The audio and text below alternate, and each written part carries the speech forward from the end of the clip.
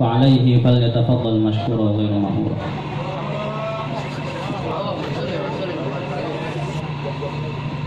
Assalamualaikum warahmatullahi wabarakatuh. Alhamdulillah wassalatu wassalamu ala sayyidina Rasulillah sayyidina Muhammad bin Abdullah wa ala alihi wa sahbihi wa mawalah. Ma ba'd. Kita bersyukur kepada Allah Subhanahu wa taala pada malam hari ini bersama-sama kita berkumpul di tempat ini memperingati Isra Mi'raj Nabi besar Muhammad sallallahu alaihi wasallam, sekaligus juga kirim doa agar Allah Ta'ala angkat derajat dan berikan pengampunan kepada Haji Suwadi bin Wangad, Haji Kasri binti Kana, Musala bin Basuki, Una binti Sarakib, Haji Sudirman binti Haji Suwadi, Haji Suwadi binti Haji Suwadi, Bapak Saleh bin Sukadi, Ibu Masni binti Al-Usur. Allah yaghfir lahum wa yarhamhum insyaallah yaskunhum al-jannah. Yakhtim lana bil husni radin anna wa ila hadratin Nabi al-Fatihah.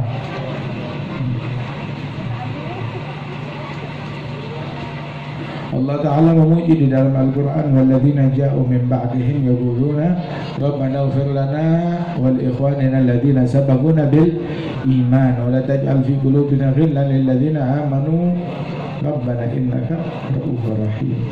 Orang-orang yang datang, generasi yang datangnya belakangan, yang mendoakan para pendahulunya, ya Allah ampunkan mereka dan ampunkan kami dan juga saudara-saudara kami yang lebih dahulu beriman sebelum kami, dan jangan dijadikan di dalam hati kami ini kedengkian kepada orang lain, kepada muslim lain, kepada orang-orang yang beriman. Dan inilah ajaran Rasulullah sallallahu alaihi wasallam yang dulu mengajarkan kepada kita, ini istata'ata an tanan wa laysa fi qalbika ghillun ala ahadin minal muslimin faf'al. Apabila kamu bisa tidur di malam hari dalam keadaan di hati enggak ada dengki kepada siapapun, laksanakan. Itu target kita. Target kita setiap hari, yang kita lakukan tiap hari, yang kita kejar tiap hari itu bukan pertambahan harta, bukan tambahnya tahta yang kita cari setiap hari, tetapi tambahnya kebersihan hati kita, tambahnya takwa kita dan istiqamah kita kepada Allah Subhanahu wa taala. Kalau di satu malam kita tidur nggak ada dengki kepada muslim manapun juga, berarti kita orang sukses, berarti kita pemenang, berarti hari itu hari yang berhasil. Tapi kalau kita masih ada dengki, benci kepada orang lain, berarti kita adalah orang yang gagal. Waliyadzubillah min dzalik. Alhasil malam ini kita memperingati Isra dan Mi'raj Nabi besar Muhammad sallallahu alaihi wasallam. Isra dan Mi'raj yang dilakukan oleh Rasulullah sallallahu alaihi wasallam, beliau bukan jalan sendiri, beliau numpang, beliau difasilitasi oleh Allah Ta'ala. Jadi kalau ada orang yang ingkar tentang peristiwa Isra dan Mi'raj, kok bisa Nabi Nabi jalan ke sini ke situ, bilang bukan Nabi yang jalan, Nabi numpang, Nabi diperjalankan. Allah jelas-jelas di dalam Al-Quran memuji dirinya, zatnya yang berfirman, Subhanalladzi asra, maha hebat, maha suci Allah yang memperjalankan, Allah yang memfasilitasi, Allah yang maha hebat, yang maha agung memperjalankan hambanya Nabi besar Muhammad sallallahu alaihi wasallam dari Masjidil Haram ke Masjidil Aqsa. Apabila ada orang heran, kok bisa, mana bisa memperjalankan Nabi Muhammad dari Masjidil Haram ke Masjidil Aqsa? Allah maha mampu, maha hebat. Ini tiap hari kita lihat tanda kebesaran Allah, memperjalankan bulan mengelilingi bumi, memperjalankan bumi mengelilingi matahari, memperjalankan bumi berputar pada porosnya, memperjalankan planet-planet pada orbitnya, kullum fi falakin yasbahun, masing-masing berjalan sesuai dengan orbit yang sudah ditentukan oleh Allah Ta'ala. Dan orbit mereka nggak bergeser sesenti pun juga, nggak ada pergeseran sesenti ataupun semeter orbit sama sekali, ya udah segitu.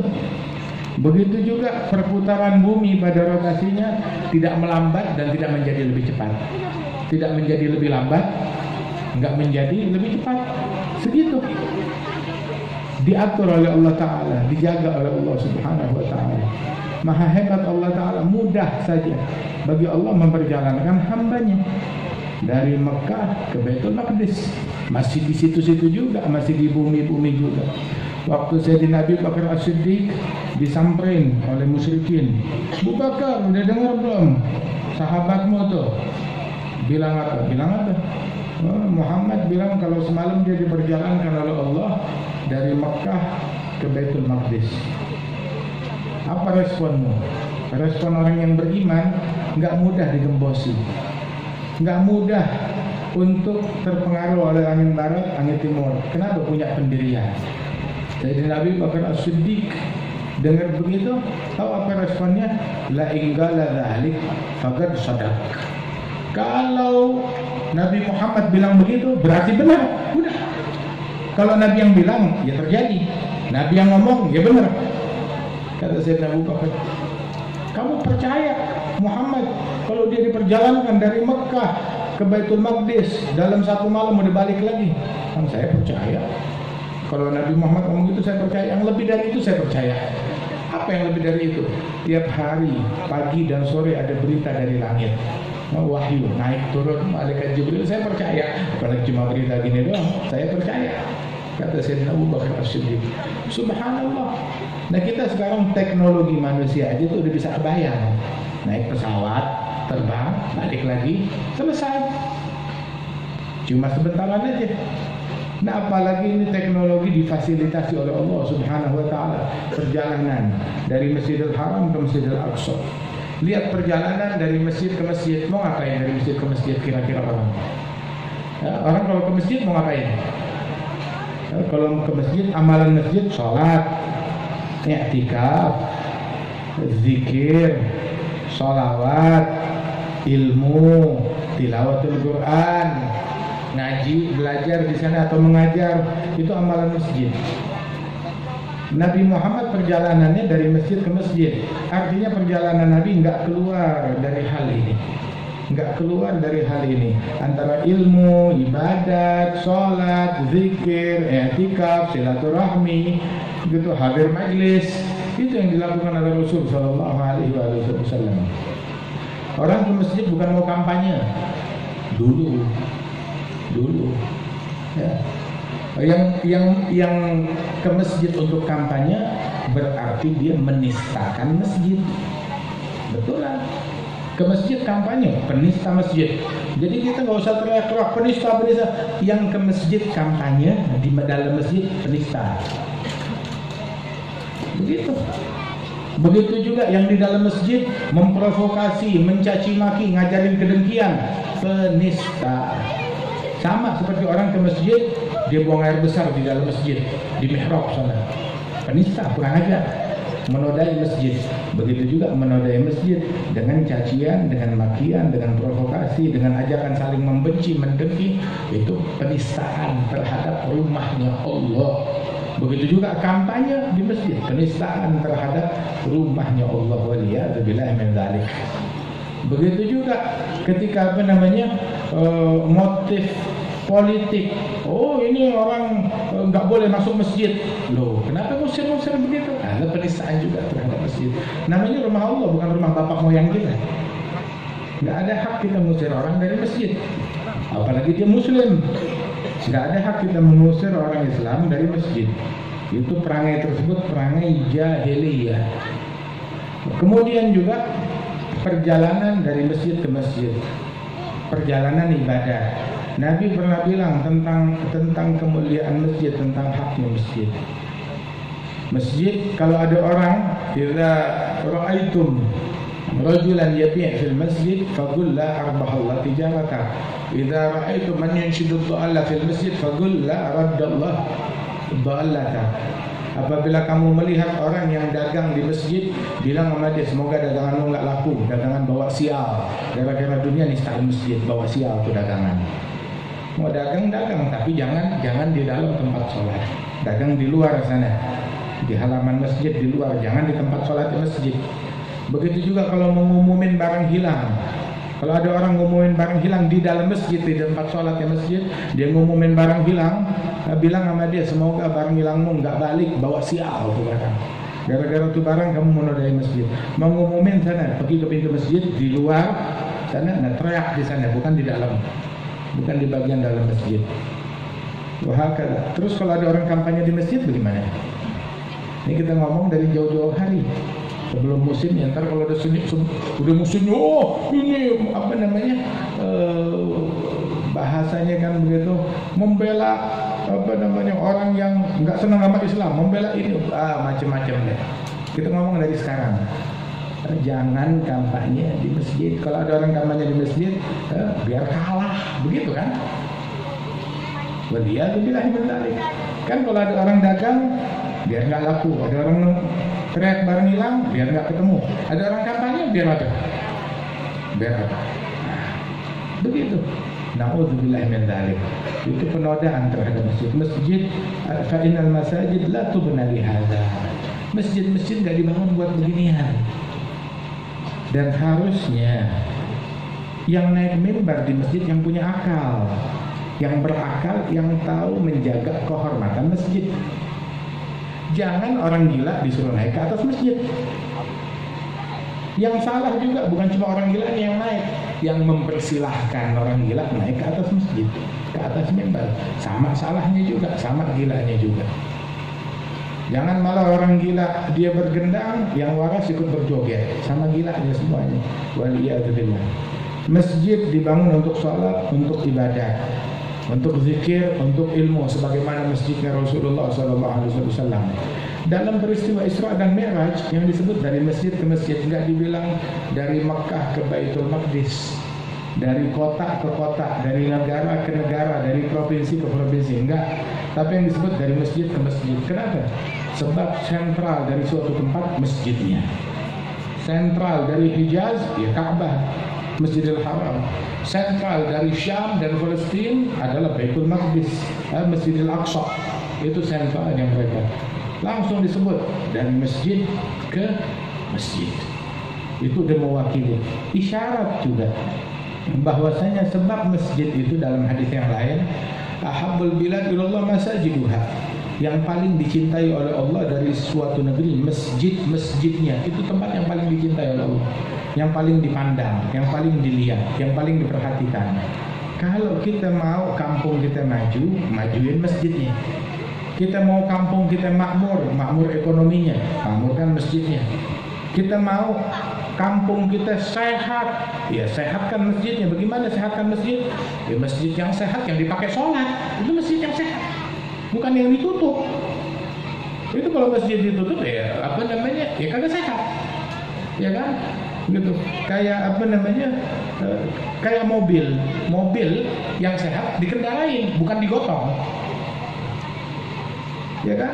Sepeda yang sehat dikayuh, ya bukan ditaruh di atas kepala. Nah begitu juga masjid yang sehat, yang dipakai sujud, yang dipakai sholat. Nah kalau dipakai kampanye, masjidnya nggak sehat. Kalau dipakai buat dagang, masjidnya nggak sehat. Dipakai buat provokasi, masjidnya nggak sehat. Jadikan masjid kita itu masjid yang sehat. Mau kampung sehat, sehatkan masjid kita.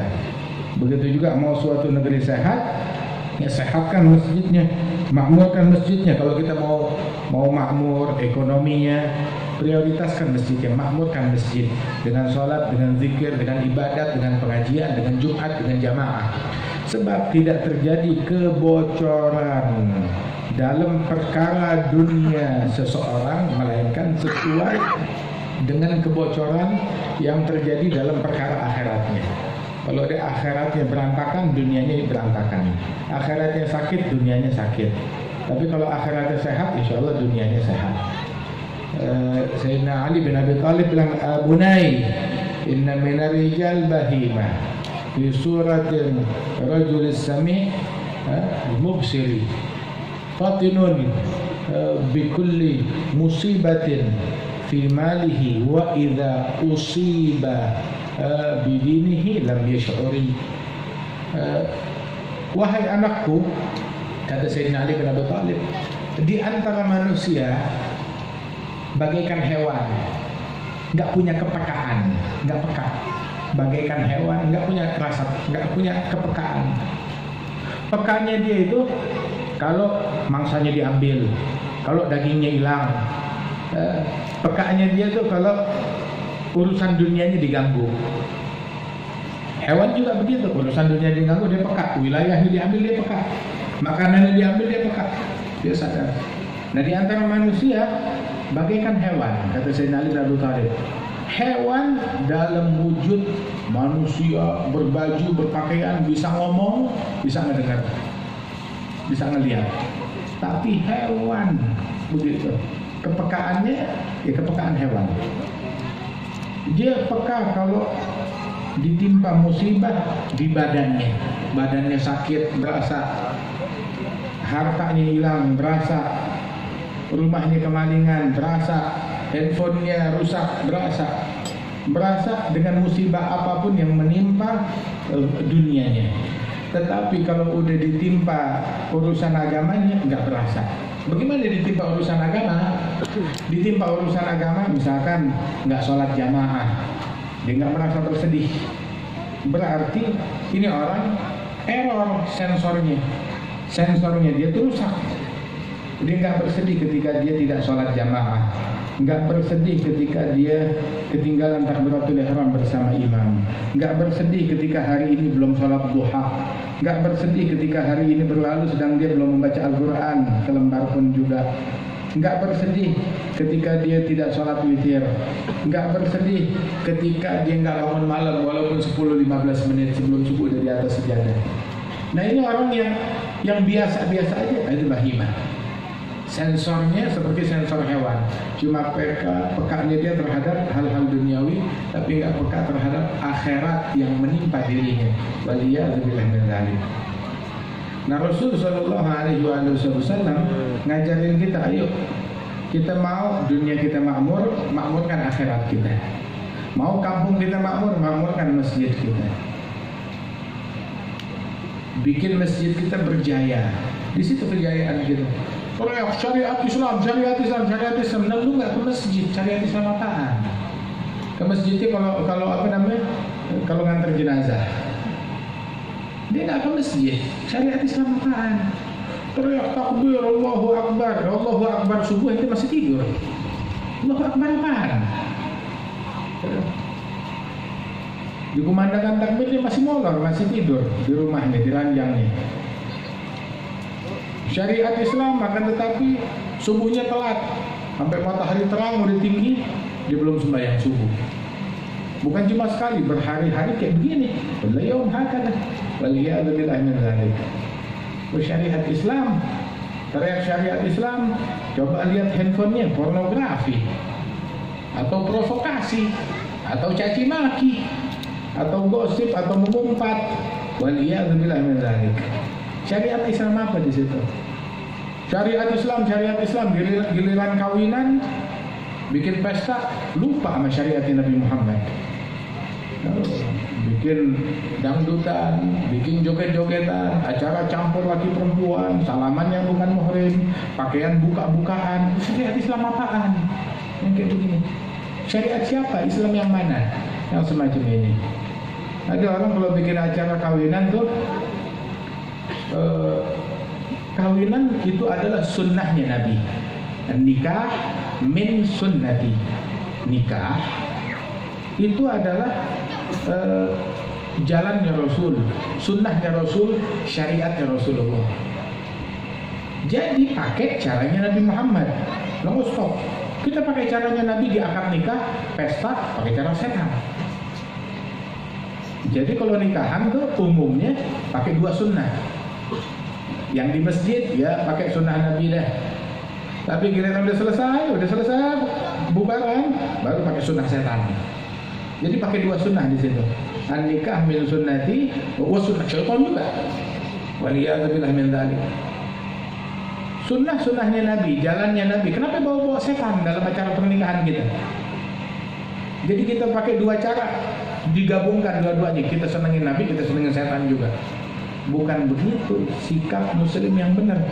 Jalankan agama Islam, bukan cuma di masjid. Kita bikin syariat Islam kalau ada orang meninggal. pakai syariat Islam kalau orang meninggal. Tapi kalau kawinan pakai syariat Yahudi, Nasrani, gitu, Iblisi, Syaitani, kita pakai caranya mereka, joget-jogetannya mereka, pakaiannya mereka, tata caranya mereka. Pakai syariat Islam bukan cuma kalau sholat doang, bukan cuma kalau di masjid doang, tetapi hatta di acara kita, bukan cuma kalau kematian doang. Syariat Islam, bahkan acara perkawinan kita pakai ajarannya Nabi Muhammad. Sebab an-nikah min sunnati, itu salah satu dari sunnahnya Rasulullah. Jadi pakailah caranya Nabi Muhammad, pakai metodenya Nabi Muhammad Sallallahu Alaihi Wasallam. Jangan kita tertarik dengan metode yang lain, dengan cara yang lain. Wa man raghiba an sunnati falaysa minni. Yang berpaling dari caranya Nabi, dari metodenya Nabi, dari sunnahnya Nabi, bukan bagian dari Rasulullah Sallallahu Alaihi Wasallam. Pakai caranya Nabi dalam pernikahan dan dalam segala hal. Masjid, ayo kita makmurkan dengan sholat kita berjamaah, terutama jamaah isya dan jamaah subuh.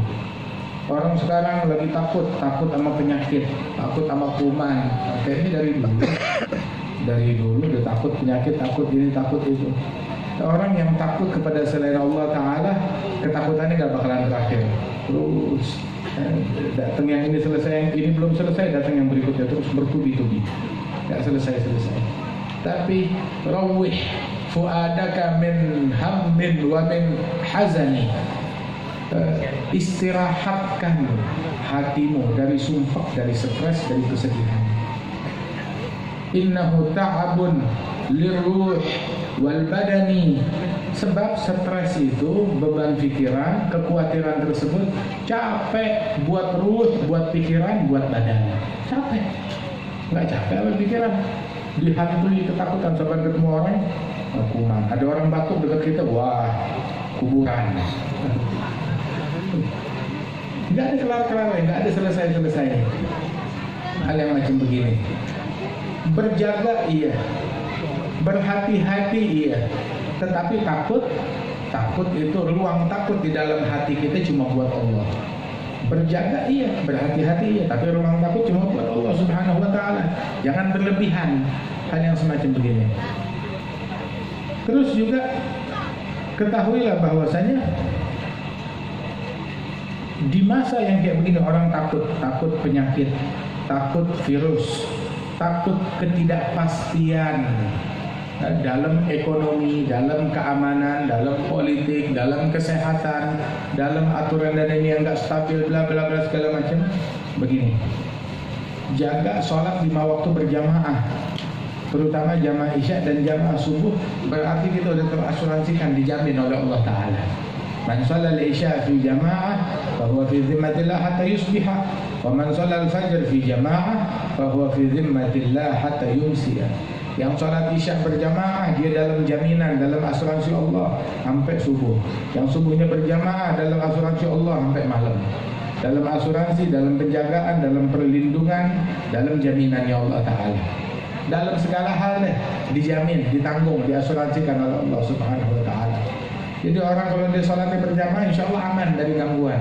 Yang takut maling, yang takut begal, yang takut penyakit, yang takut situasi ekonomi yang gak menentu, yang takut teror ini dan itu, kuncinya gampang. Sholat isya jamaah, sholat subuh berjamaah, 24 jam kita dilindungi, dijaga oleh Allah Subhanahu wa Ta'ala. Ada lagi asuransi yang lain, yang satu lagi, asuransi sedekah. Baqilu bisadaqah fa innal bala' la yatakhatta sadaqah. Berpagi-pagilah dalam sedekah, sebab musibah ketika datang nggak bisa ngelewatin sedekah. Musibah saat dia datang, tahu-tahu pas dia datang udah diduluin sama sedekah pagi tersebut, nggak jadi, terus musibah balik lagi, nyari hari yang lain. Hari yang lain dia datang keduluan lagi sama sedekah, dia cari hari yang lain terus. Makanya tuh sedekah, berpagi-pagilah dalam bersedekah. Musibah yang datang nggak bisa melampaui sedekah yang udah dikeluarkan di hari tersebut, nggak bisa melangkahi sedekah. Berinfak, bersedekah. Apa satu lagi tahu apa? Jaga wudhu. Jaga wudhu, tapi wudhunya yang benar juga. Kita ini orang Islam bersih, cuci tangan. Cuci tangan kita bukan cuma kalau masuk mall doang atau masuk rumah sakit. ya, atau masuk ke pertokoan, tapi kita cuci tangan bukan cuma 3 kali, tapi kita cuci tangan itu setiap hari lebih dari 15 kali, bahkan lebih dari 30 kali kita cuci tangan. Bayangin, organisasi mana, wala WHO, wala apa yang ngajarkan cuci tangan 30 kali, nggak ada. Di orang-orang sana aja, orang WHO-nya ya, habis buang air nggak cebok, habis cebok belum tentu cuci tangan. Tapi kita orang Islam diajarkan kebersihan. Mereka makan kagak cuci tangan, baru sekarang mau ngajarin kita kebersihan. Orang nggak cebok mau ngajarin orang Islam bersih-bersih. Dia orang belum kenal sikat gigi, kita udah membersihkan gigi kita dengan siwak yang mengandung enzim yang bersih, begitu membersihkan gigi dari 1500 tahun yang lalu. 15 abad yang lalu umat Islam udah bisa ngebersihin giginya dengan benar, dengan baik. Begitu. Nah, mereka masih jigongan. 15 abad jigongan terus bilang kita mau ngajarin kebersihan kepada kalian. Ajaran orang lain. Kita udah belajar, Nabi Yunus udah ngajarin kita. Nabi Muhammad sallallahu alaihi wasallam siwak. Dalam wudu tuh sehari itu kita sholat 5 waktu. Paling enggak kita berwudu 5 kali. 5 kali kita berwudu. Dan setiap wudu basuh tangan yang wajib. Tiap wudu tuh kita basuh tangan aja tuh dalam rukun wudu tuh bisa 3 kali. Membasuh tangan ya disunahkannya 3 kali saat kita melakukan furudul wudu. Membasuh tangan itu sunahnya 3 kali. Belum lagi disunahkan membasuh tangan sebelum mulai wudu, kita disuruh basuh tangan. Dan basuh tangannya tahu apa? Di luar wadah, jangan celupin tangan ke kolam. Pas mau wudu, tapi ambil air di gayung, begitu, basuh tangannya di luar kolam. Begitu barulah ambil. Itu udah 6 kali.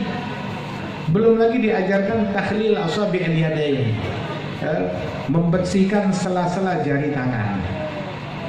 Subhanallah. Kalau di total tuh udah 9 dalam sekali wudu. Kali 5. 9 kali 5, 45 kali tangan kita dicuci dalam sehari. Hukuman juga nggak betah sama kita. Subhanallah. Belum kalau mau makan.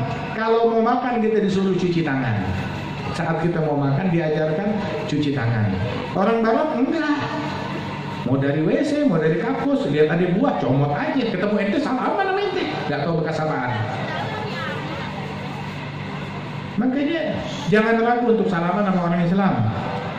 Tapi kalau orang yang nggak sembahyang, nah hati-hati sembahyang salaman sama dia, bekas apaan tuh tangan. Ada.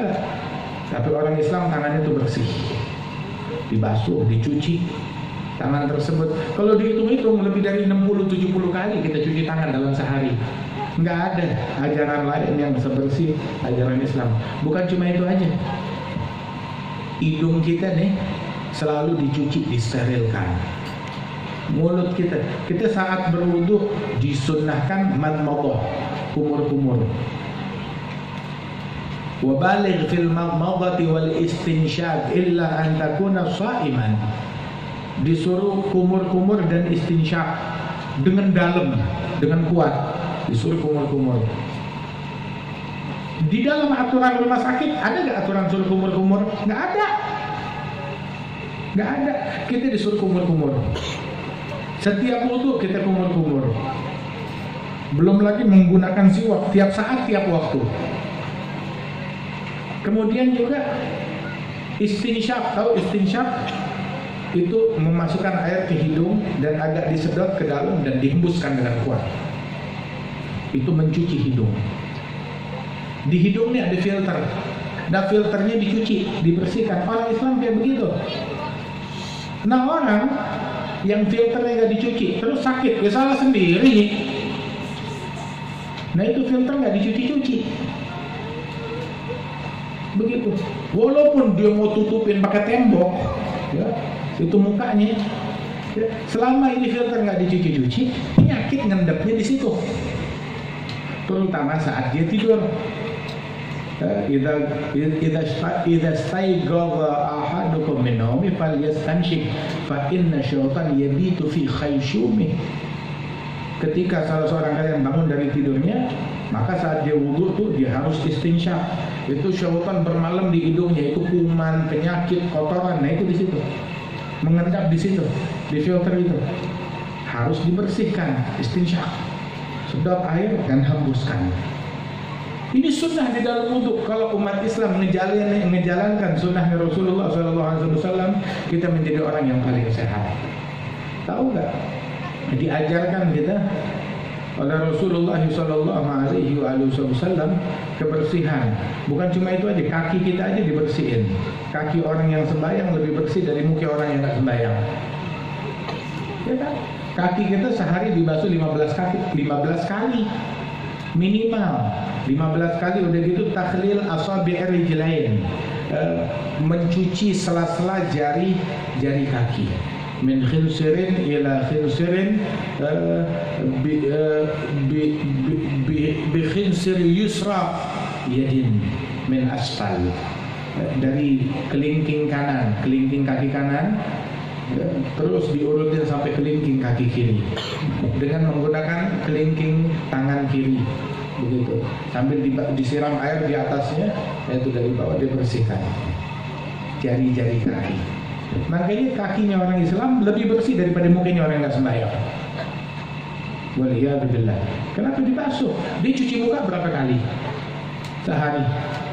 Kalau kita orang Islam, kaki kita minimal 15 kali dicuci. Belum lagi kalau pakai takhlil, sela-sela jari lebih banyak lagi, lebih bersih lagi. Ini syariatnya Rasulullah SAW.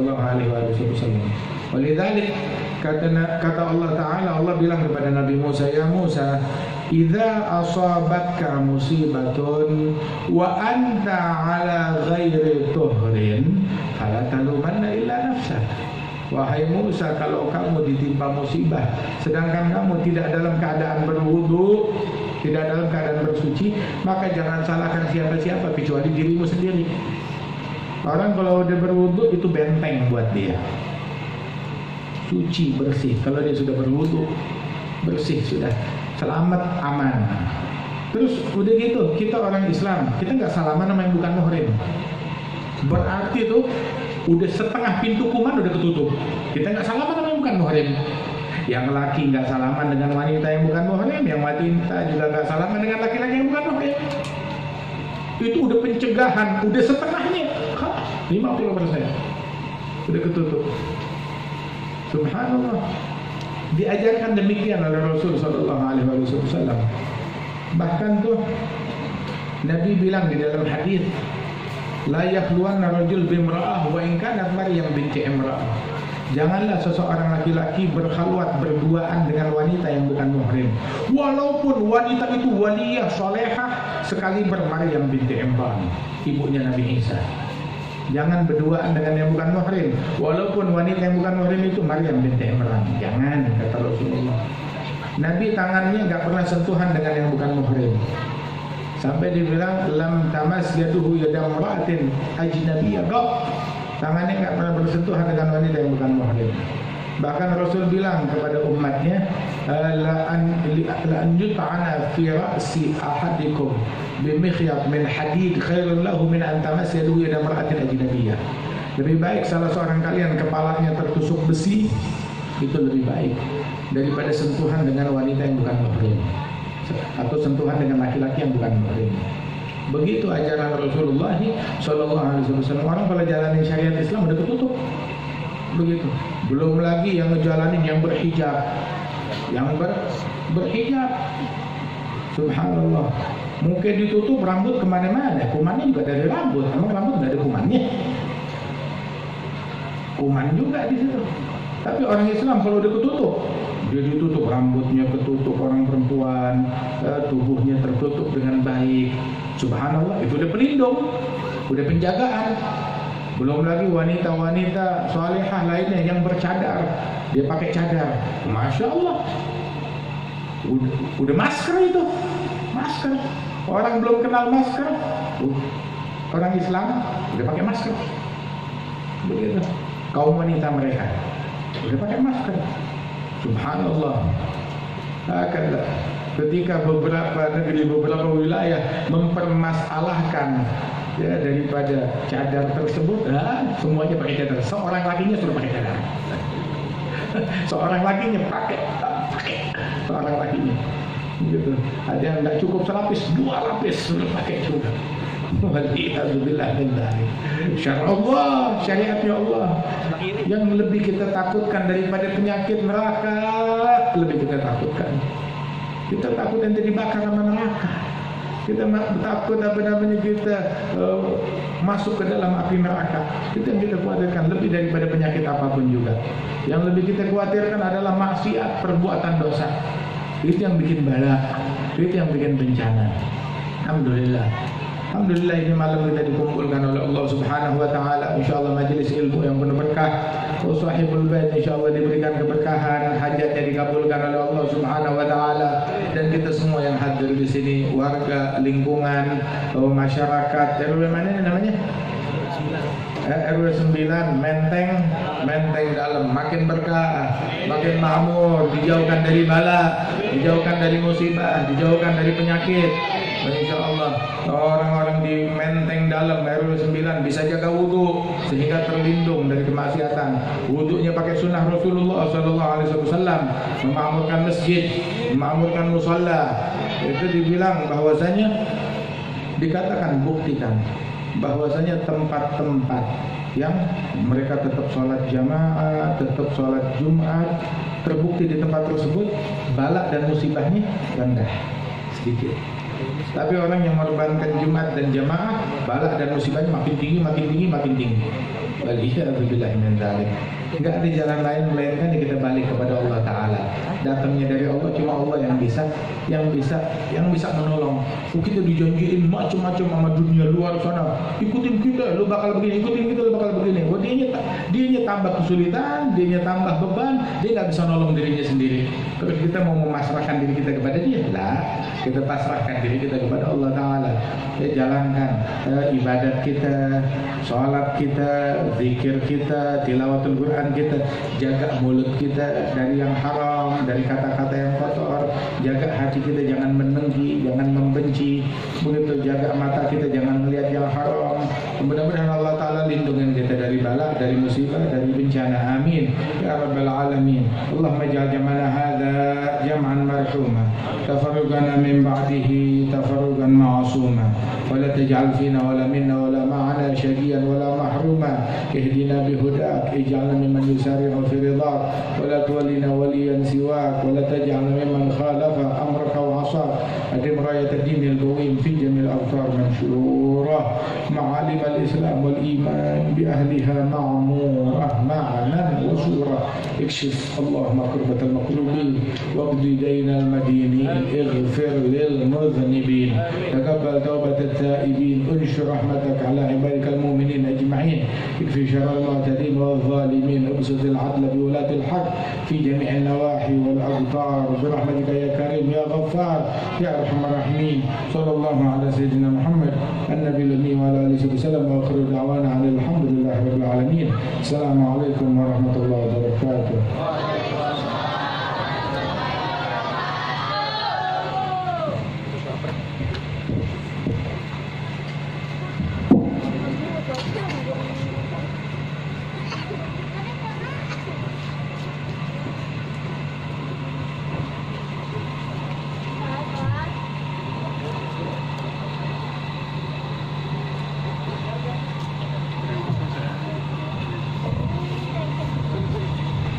Jazakallahu anna khairal jazaa kepada Jindan yang telah menyampaikan begitu banyak faidah.